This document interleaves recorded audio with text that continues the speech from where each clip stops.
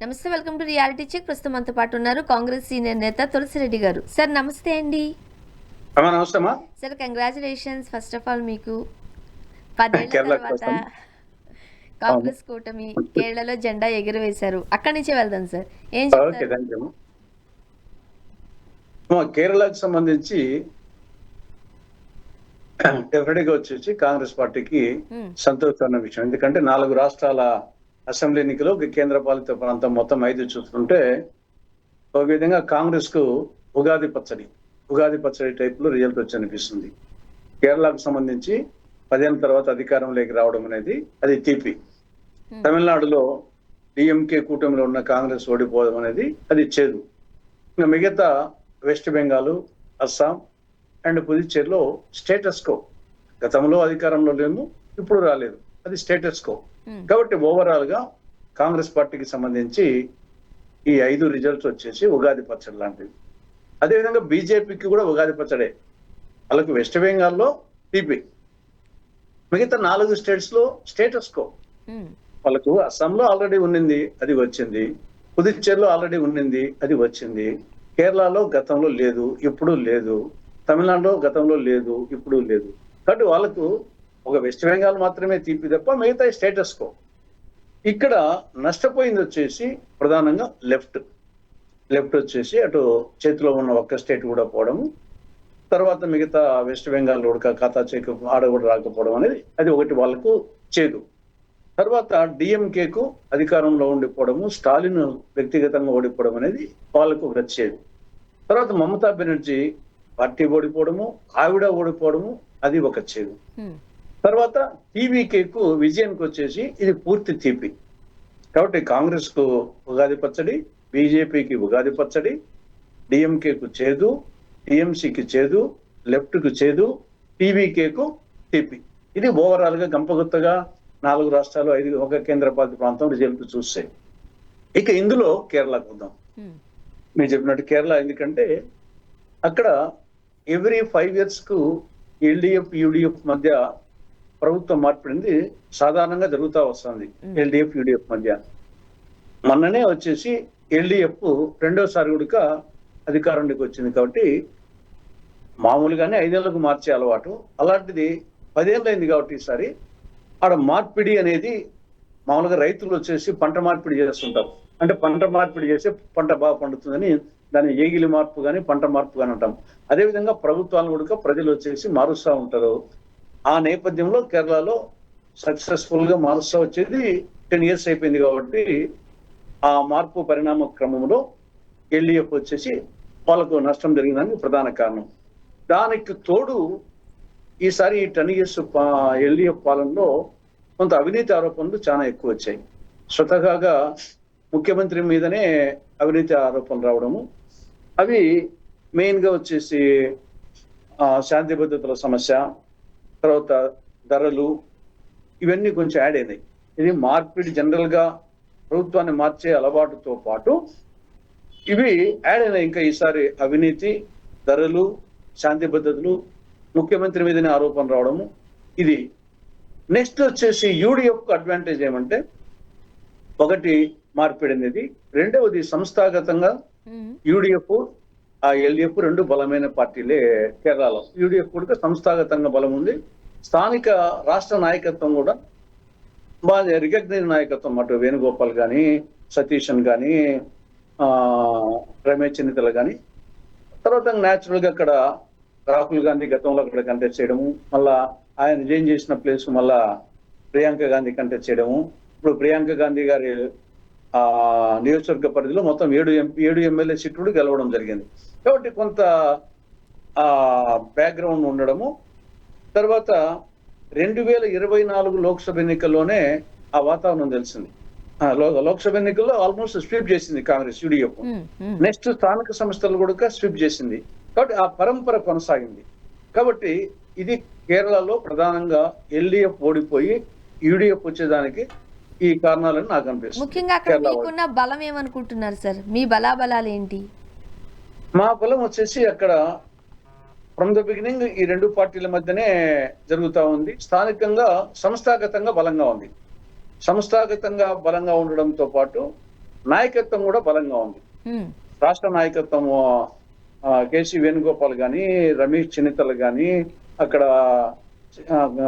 Floor leader Congress తరఫున సతీష్ గాని, అట్లా మిగతా లీడర్స్, పవర్ఫుల్ లీడర్స్ ఉన్నారు. దానికి తోడు అక్కడ నుండి రాహుల్ గాంధీ గతంలో కంటెస్ట్ చేయడము, మళ్ళీ అదే ప్లేస్ లో ప్రియాంక గాంధీ గారి కంటెస్ట్ చేయడము, మంచి మేరతో గెలవడము, ఇవి మెయిన్ గా వచ్చేసి కాంగ్రెస్ కున్న బలాలు. ఇంకా ఎల్డీఎఫ్ ఉన్నటువంటి బలహీనతలు మాకు తోడనే మార్పు కోరుకోవడము, వాళ్ళ అవినీతి ఆరోపణలు, శాంతి భద్రతలు లోపించడము, ఇవి యాడ్ అయిపోయినాయి. ఈ రెండింటి మధ్యన జరిగింది. బీజేపీ ఎంత ప్రయత్నం చేసినప్పటికీ, బీజేపీ కేంద్రంలో 11 ఏళ్ళుగా అధికారంలో ఉంది. ఆర్ఎస్ఎస్ శాఖలు బలంగా ఉన్నాయి. ఇక్కడ సర్వ ప్రయత్నాలు చేశారు, కానీ అయినప్పటికీ వచ్చేసి 3 సీట్లకే పరిమితం అయ్యారు. సార్, ముఖ్యంగా బీజేపీ సౌత్ పైన ఫోకస్ ఎక్కువగా పెట్టింది. ఎట్లా అయినా సరే ఆ సౌత్ లో ఉన్న రాష్ట్రాలను చేజిక్కించుకోవడానికి కోసం ఎంతకైనా ప్రయత్నించే విధంగా చూస్తూనే ఉన్నాం. మరి ఈ టైంలో ఎందుకు కేరళలో తన జెండా ఎగరవేయలేకపోయింది, బాగా ఎందుకు ఎగరవేయలేకపోతోంది? ఇది మా ప్రతి చోట కూడా అధికార పార్టీకి ప్రత్యామ్నాయంగా మార్పు, జనరల్ గా ప్రజలు మార్పు కోరుకుంటున్నారు. ఆ మార్పు కోరుకునే నేపథ్యంలో మార్పును అందుకునే ప్లేస్ లో ఏ పార్టీ ఉందని చూస్తారు. ఇప్పుడు కేరళలో ఆల్రెడీ ఎల్డీఎఫ్ ను మార్చాలి అనుకున్నారు ప్రజలు. దాన్ని అందుకునే పార్టీ ఏది? అక్కడ రెడీగా ఉంది యూడీఎఫ్, కాబట్టి దానికి ఇచ్చేశారు. తమిళనాడులో డిఎంకేను మార్చాలనుకున్నారు అధికారాన్ని. దాన్ని అందుకునే ప్లేస్ ఏడీఎంకేనా టీవీకి అన్నప్పుడు ఏడీఎంకేలో జయలలిత లాంటి స్టేజ్లు ఉంటే గనా విజయానికి అవకాశం వచ్చేది కదా. యాక్చువల్ గా ఈసారి విజయానికి అవకాశము ఏడీఎంకేలో, ఆ కూటమిలో ఇప్పుడు బీజేపీ తరఫున కానీ ఏడీఎంకే తరఫున కానీ స్టేజ్ ఉండే నాయకుడు లేడు. పార్టీ ఉంది కానీ, కూటమి ఉంది కానీ, పళనిస్వామి స్టాలిన్, పళనిస్వామి విజయను పోల్చినప్పుడు పళనిస్వామి తేలిపోయినాడు. ఆడ స్టాలిన్ విజయనే కనపడుతున్నారు. అదే జయలలిత ఉండింది అనుకోండి ఏడీఎంకేలో, అప్పుడు విజయన్ వచ్చేసి కనిపించడు, జయలలిత కనిపించేది. కాబట్టి స్టాలిన్ మార్చాలనుకుంటే జయలలిత, ఇంతకుముందు కదా కరుణానిధిని మార్చాలంటే జయలలితను మార్చాలంటే కరుణానిధి. ఆ స్టేచర్ లేకపోవడం అనేది ఏడీఎంకే కూటమికి ప్రధానంగా అది విజయన్కు కలిసి వచ్చింది. అండ్ మరీ ముఖ్యంగా సార్, ఇప్పుడు తమిళనాడులో ద్రవిడ విధానాలకు సంబంధించి, ద్రవిడ రాజకీయాలకు సంబంధించి అయితే అన్నాడీఎంకే లేకపోతే డిఎంకే ఇట్లానే అక్కడ ఇంతవరకు పరిపాలన చూస్తూ ఉన్నాం.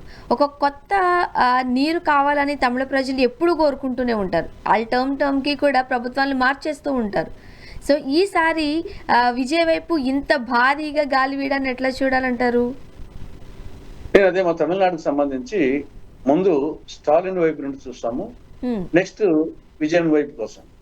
స్టాలిన్ వైపు నుండి అంటే గవర్నమెంట్ అక్కడ కూడా ఎవ్రీ 5 years కు ప్రభుత్వాలు మార్చే అలవాటు ఉంది. ఒక్కసారి మాత్రం జయలలితకు 2 terms ఇచ్చారు. కాబట్టి మార్పు అనేది చాలా ఫ్రీక్వెంట్ గా కోరుకుంటారు ఆ రాష్ట్రంలో అనేది నెంబర్ 1. దానికి తోడు ఈసారి కొంత కుటుంబ పాలన, అవినీతి ఆరోపణలు కొంచెం ఎక్కువ వచ్చాయి. స్టాలిన్ కుటుంబం మీద కుటుంబ పాలన, అవినీతి ఆరోపణలు ఎక్కువ వచ్చాయి. కాబట్టి ప్రభుత్వ వ్యతిరేకత, మార్పు అనేది కోరుకునే ప్రజల మనస్తత్వము, తర్వాత వచ్చేసి అవినీతి ఆరోపణలు, కుటుంబ పాలన, ఇవి డిఎంకే కూటమికి ఇవి ప్రతికూలమైనటువంటి అంశాలు. దీన్ని ప్రభుత్వాన్ని మార్చాలనుకున్నారు. ఎవరికి వేయాలా అన్నప్పుడు ఆల్టర్నేటివ్ గా ఏడీఎంకే అండ్ టీవీకే 2 ఉన్నాయి. ఏడీఎంకేలో పార్టీ పరంగా వచ్చేసి ఓల్డ్ పార్టీ అయినప్పటికీ నాయకత్వం వచ్చేసి పళనిస్వామి కానీ, తర్వాత బీజేపీలో ఆ స్థాయి లీడర్ లేకపోవడంతో ఇమ్మీడియట్ గా స్టాలిన్ దించాలనుకుంటే, డిఎంకే దించాలనుకుంటే ప్రత్యామ్నాయం వచ్చేసి ఏడీఎంకే కూటమి బదులు టీవీకే కనపడినది. టీవీకే కనపడడానికి ఒకటి, అతను ఆల్రెడీ ఎస్టాబ్లిష్డ్ సినిమా లీడర్ గా నోటెడ్ పర్సన్ అయ్యి రాష్ట్రం అంతా నోటెడ్ పర్సన్. దానికి తోడు యూత్ వచ్చేసి తమిళనాడులో కొంత మిగతా రాష్ట్రాల కంటే కూడా సినిమా రాజకీయం కొంచెం, సినిమా వాళ్ళు ఎక్కువ రాజకీయాల్లోకి రావడము, షైన్ కావడము, ఓడిపోయిన కూడా ఉన్నారు. కానీ అటు ఎంజి రామచంద్రన్ కానీ, జయలలిత కానీ సినీ ఫీల్డ్ నుండి రావడము, రాష్ట్ర రాజకీయాలు చేయడము. కాబట్టి ఆ రాష్ట్రంలో కొంత రాజకీయాలకు సినిమాకు అవినాభావ సంబంధం ఉంది. కాబట్టి ఆ విధంగా సినిమా యాక్టర్ గా విజయన్ వచ్చేసేసి ఓవరాల్ గా నోటెడ్ పర్సన్. తర్వాత యూత్ జనరల్ గా మార్పు ఎక్కువ కోరుకుంటారు. యూత్ సినిమా యాక్టర్ గా క్రేజ్ తో యూత్ బాగా చేసినట్టు కనపడతా ఉంది. కాబట్టి మెయిన్ గా నా అభిప్రాయము, ఏడీఎంకేకు జయలలిత లాంటి స్టేచర్ ఉండే నాయకురాలు కానీ నాయకుడు కానీ ఉంటే గన విజయానికి అవకాశం వచ్చేది కాదు. అది లేనప్పుడు మార్పు కోరుకున్నారు కాబట్టి అది విజయానికి అవకాశంగా లభించింది. దానికి తోడు యూత్ యాడ్ అయింది, సినిమా గ్లామర్ యాడ్ అయింది. అయినా కానీ ఒక మెయిన్ ఏమంటే డబ్బు ఖర్చు పెట్టకుండా వచ్చాడు. ఏడీఎంకే వాళ్ళు ఖర్చు పెట్టారు, డిఎంకే వాళ్ళు ఖర్చు పెట్టారు. కానీ ఈయన పెద్ద ప్రచారము ఎక్కువ చేసింది లేదు, తర్వాత డబ్బు ఖర్చు పెట్టింది లేదు, సామాన్యులకు టికెట్ ఇచ్చారు. కాబట్టి మార్పు కోరుకున్న నేపథ్యంలో ఈయన స్టేచర్ వచ్చేసి ఉపయోగపడినది.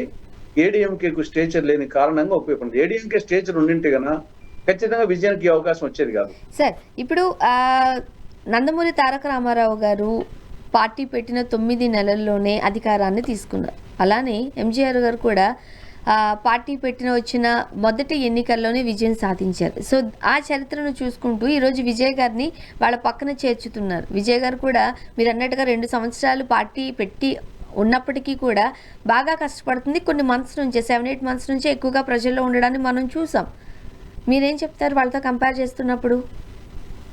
డెఫినెట్ గా వచ్చేసి సరే, ఎన్టీ రామారావు గారికి వచ్చేసి ఆయనకు 294 గాను 201 సీట్లు వచ్చాయి. ఆయనకు ఇబ్బంది లేకుండా పూర్తి మెజారిటీ 2/3 మెజారిటీ ఎన్టీ రామారావు గారికి వచ్చినప్పటికీ మళ్ళీ 84లో 1 మంత్ దిగిపోవాల్సి వచ్చింది. మళ్ళా 85లో వచ్చినా కానీ ఆయన దిగిపోవాల్సి వచ్చింది. అంటే మెజారిటీ 2 సార్లు కూడా 201, 202 వచ్చినాయి, 294 గాను. అయినప్పటికీ 2 సార్లు ఇబ్బంది పడినాడు అంత మెజారిటీ వచ్చి కూడా. ఎంజి రామచంద్రన్కు ఆయన కూడా పూర్తి మెజారిటీ. జయలలిత ఓడిపోయిన సందర్భం ఉంది, ముఖ్యమంత్రిగా ఉంటూ ఓడిపోయి మళ్ళీ నెక్స్ట్ తంపింగ్ మెజార్టీతో గెలిచింది. ఇక్కడ కూడా వచ్చేసి ఆ విధంగా పోలిస్తే అంత మెజారిటీ కాదు, కానీ ఈయనకు ఇప్పుడు పూర్తి మెజారిటీ లేదు. మ్యాజిక్ ఫిగర్ 118కి కాబట్టి కొంత ప్రస్తుతానికి ఇబ్బంది లేదు, కానీ రాబో రోజుల్లో అంత ఈజీ కాదు పరిపాలన. ఎందుకంటే ప్రస్తుతానికి ఇమీడియట్ గా ఇప్పుడు గవర్నర్ పిలుస్తాడు, ఆటోమేటిక్ గా ముఖ్యమంత్రిగా ప్రమాణ స్వీకారం చేస్తాడు, కొద్ది రోజులు నడుస్తుంది, కానీ పూర్తి మెజారిటీ లేదు. తర్వాత ఆయన హామీలు చాలా ఇచ్చారు, ఆ హామీలు నెరవేర్చేదంత ఈజీ కాదు. కాబట్టి రాబోది గడువు కాలమే. విజయానికి వచ్చేసి తివారీ రెడ్ కార్పెట్ వెల్కమ్ ఏం కాదు, ఆ కత్తి మీద సామే. పూర్తి మెజారిటీ లేదు, హామీలు ఇచ్చారు, హామీలను వచ్చేసి అమలు చేయకుంటే ఇమీడియట్ గా మళ్ళీ ప్రజల రియాక్షన్ వస్తుంది. ఈ యూత్ ఏమంటే తొందరగా రియాక్ట్ అవుతారు, తొందరగా మార్పు కోరుకుంటారు. ఇప్పుడు ఏ విధంగా డిఎంకేను మార్పు కోరుకున్నారో రేపు విజయన్ కూడా అంటే మళ్ళీ మార్పు కోరుకుంటారు. కాబట్టి అంత ఈజీ కాదు విజయానికి వచ్చేసి పరిపాలన, నాట్ సో ఈజీ. కానీ ఈసారి విజయ్ గెలుపునకు గల కారణాలు మనం ఒకసారి చూసినట్లయితే చాలా రీజన్స్ మన కళ్ళ ముందు కనిపిస్తున్నాయి సార్. ఆయన సినిమాలను రిలీజ్ కానివ్వకుండా అడ్డుకున్నారు, ఓకే, ఆయన మీద కేసులు పెట్టారు, ఇబ్బందికరమైన పరిస్థితులను చూసాము, పర్సనల్గా ఆయన పర్సనల్ లైఫ్ని అటాక్ చేశారు, మనం చూస్తూనే ఉన్నాం. ఇవన్నీ విజయ్కి ప్లస్ అయ్యాయి అనుకోవచ్చా? కొంతవరకు ఆయన సొంత ప్రచారానికంటే ఇవి బాగా ఉపయోగపడినాయి. యాక్చువల్ గా ఎన్టీ రామారావు వచ్చేసి ఆయన చైతన్యం తీసుకొని రాష్ట్రం అంతా తిరిగినాడు. ఈయన పెద్దగా అనేక నియోజకవర్గాలకే పోలేదు ఈయన.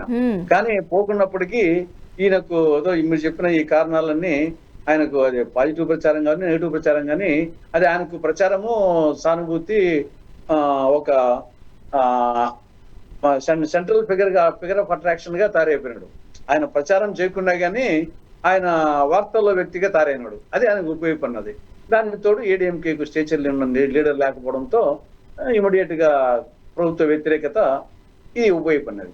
అంటే చాలా సందర్భాల్లో విజయన్ కూడా పొత్తుతో వెళ్తే మంచిదేమో అని సలహాలు ఇచ్చారట. పట్టిసింహం సింగిల్ గానే వస్తుందనే కాన్ఫిడెన్స్తో ఆయన ముందుకు వెళ్ళినప్పుడు ఆ సందర్భంలో ఓవర్ కాన్ఫిడెన్స్ చూపిస్తున్నారు విజయ్ అని కూడా చాలామంది ఆరోపించారు, చూసాం మనం. కానీ నిజంగా పొత్తు పెట్టుకుంటుంటే ఈరోజు కనీసం ఇన్ని సీట్లు వచ్చి ఉన్నాయంటారా?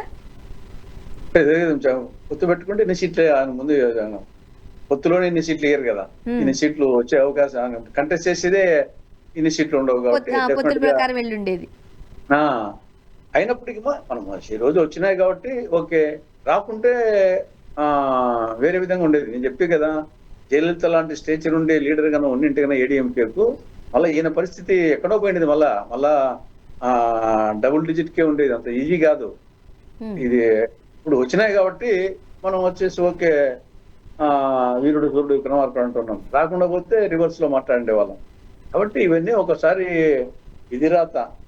కాలం కలిసి వస్తే నడిచొచ్చే కొడుకు పుడతాడంట, కాలం కలిసి రాకపోతే పై పంచే పామయ్య కలుస్తాయి. ఓసారి కలిసి వస్తాయి, ఓసారి కలిసి రావు పరిస్థితులు. ఇప్పుడు ఆయనకు కలిసి వచ్చాయి. ఆయనకు పొత్తు పెట్టుకోకపోవడము, సొంతంగా కంటెస్ట్ చేయడము, ఇవి ఆయనకు వచ్చేసి ఆయన మీద పెట్టిన కేసులు, సినిమాలు ఆడనివ్వకపోవడం, ఇవన్నీ ప్లస్ అయ్యాయి. ప్లస్ అయినాయి.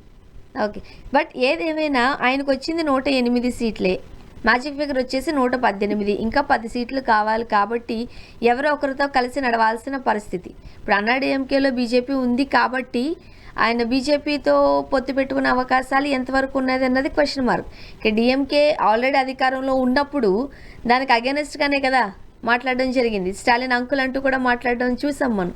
కాబట్టి డిఎంకేతో కలిసి వెళతారా అనేది ఒక క్వశ్చన్ మార్క్. ఇప్పుడు విజయం ముందున్న ఆప్షన్స్ ఏంటి? నాకు తెలిసి ఆయన ఏమి ఇప్పుడు ఇబ్బంది ఏమి లేమ్మా, ఎవరితో పొత్తు పెట్టుకోవాల్సిన అవసరం లేకుండానే గవర్నర్ ఆయన పిలుస్తాడు. గతంలో కేంద్రంలో పివి నరసింహారావు గారు మైనార్టీ గవర్నమెంట్ రన్ చేశారు కేంద్రంలోనే.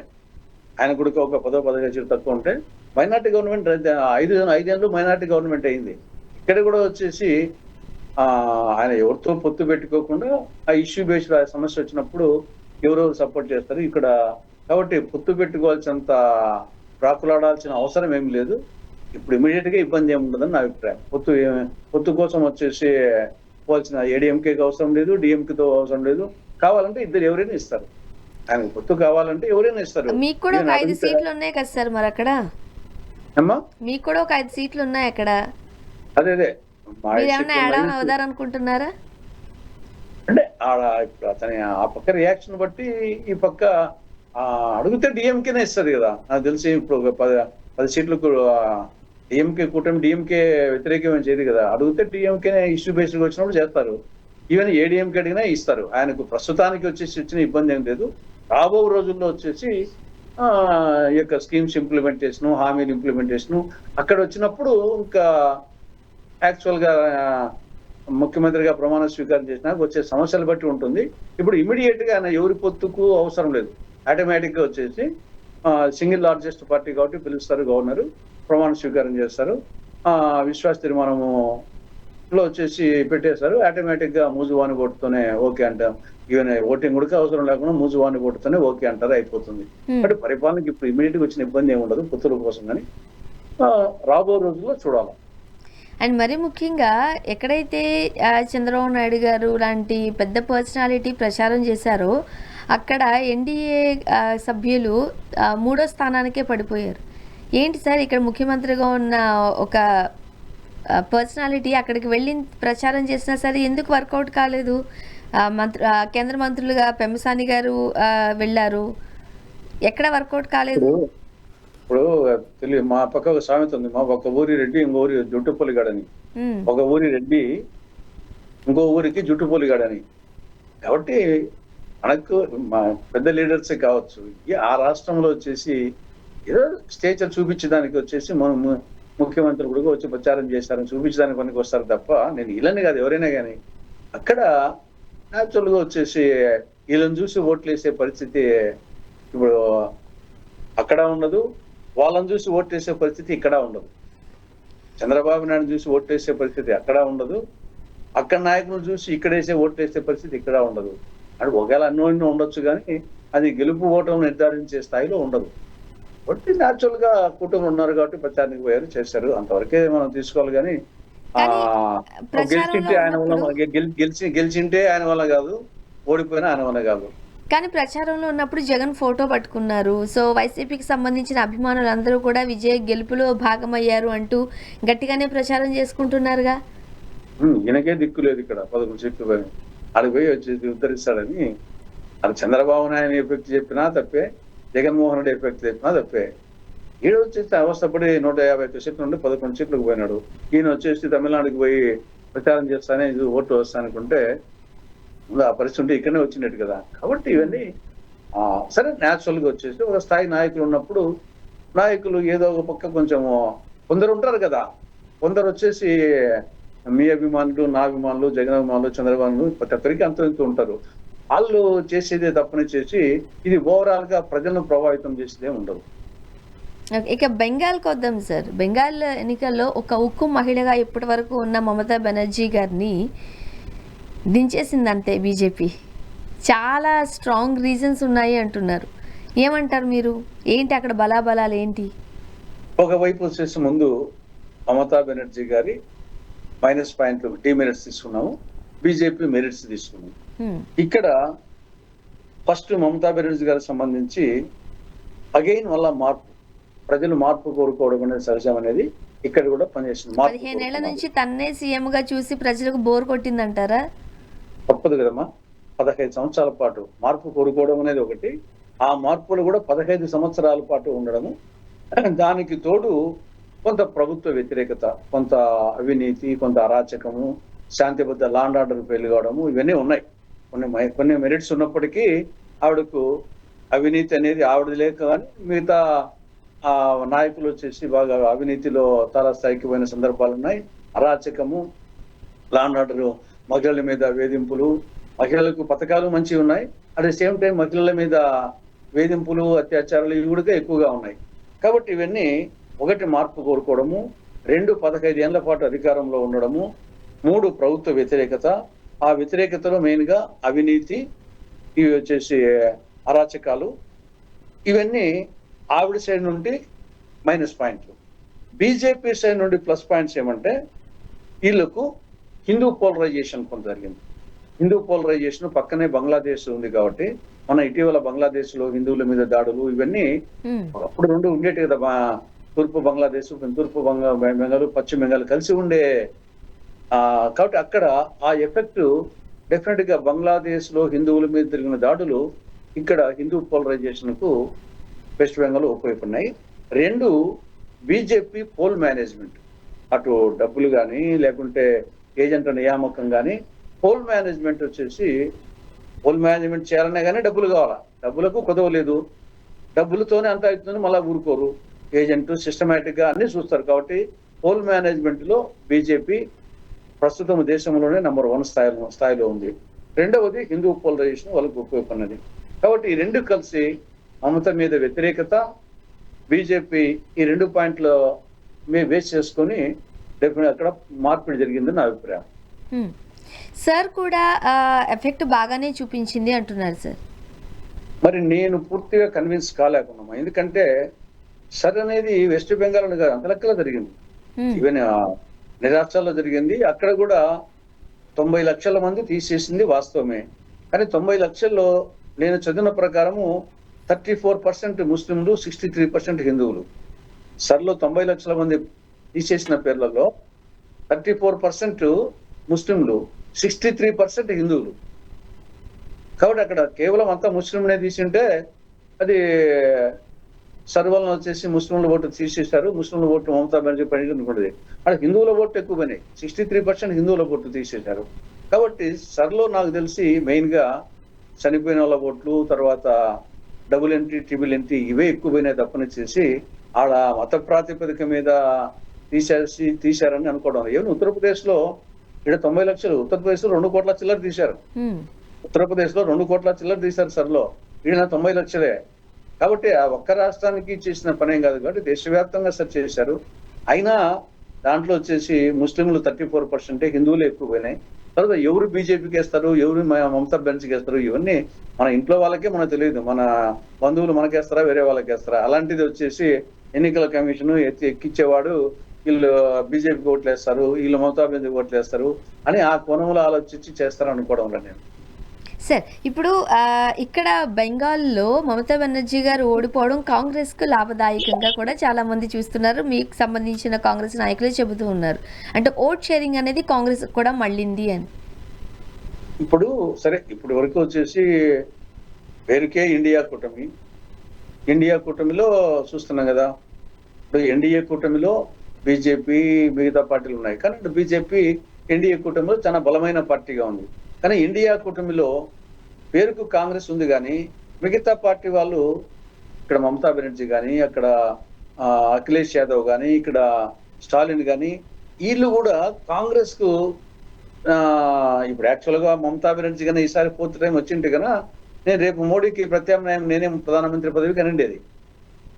కాబట్టి ఇండియా కూటమిలో మమతా బెనర్జీ ఎప్పుడు ఛాలెంజ్ కాంగ్రెస్ వచ్చేసి ఆవిడ ఎప్పుడు యాక్సెప్ట్ చేయలేదు. పేరుకు బీజేపీకి వ్యతిరేకంగా ఉంది తప్పని చేసి ఇండియా కూటమిలో కాంగ్రెస్ అనుకూలంగా ఆవిడ ఎప్పుడు లేదు.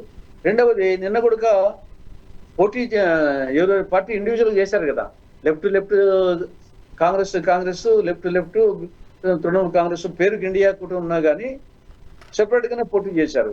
కాబట్టి రాబో రోజుల్లో నెక్స్ట్ 2029 ఎలక్షన్లకు కొంత ఇంతవరకు తృణమూల్ కాంగ్రెస్ మమతా బెనర్జీ ఉన్నటువంటి ఆ యొక్క స్టేచరు కొంచెం ఆవిడ కూడా ముందున్నటువంటి ఉండదు కాబట్టి కొంచెము తగ్గుతుంది ఆవిడ కూడా. అట్నే ఆపు కూడా కేజ్రీవాల్ వచ్చేసి ఢిల్లీలో ఓడిపోవడము, మిగతా రాజ్యసభ మెంబర్స్ 7 మంది పోవడంతో ఇంతవరకు వాళ్ళు బీజేపీ కంటే కాంగ్రెస్ కి పెద్ద థ్రెట్ గా ఉన్నారు. ఇప్పుడు ఆమ్ ఆద్మీ పార్టీ అండ్ తృణమూల్ కాంగ్రెస్ వచ్చేసి బీజేపీ కంటే వాళ్ళు కాంగ్రెస్ పార్టీకి థ్రెట్ గా వచ్చారు. కాబట్టి రాబో రోజుల్లో ఇది కొంచెం తగ్గుతుంది. కాబట్టి పొత్తులకు కొంచెం అవకాశాలు ఉంటాయి, ఇచ్చిపుచ్చుకునే ధోరణిలో ఉంటాయి.